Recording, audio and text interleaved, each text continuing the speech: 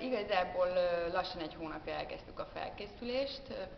A szokásostól eltérő módon, legalábbis részemről, nem nagyon szoktam evezni ősszel, sőt az elmúlt 10x évben nem is nagyon szálltam vízre, így a után csak tavasszal. Viszont idén egy vízi ami azt jelenti, hogy napi 2 evezés, és amellett egy kiegészítő edzésünk van.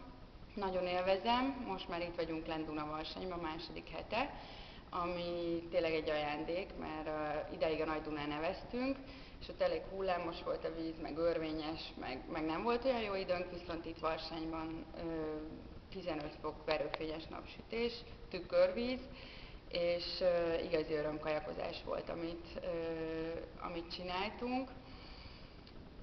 Aztán ugye vége van a Dunavarsanyi edzőtábornak, és jövő héttől végül is kezdődik a kőkemény téli alapozásunk.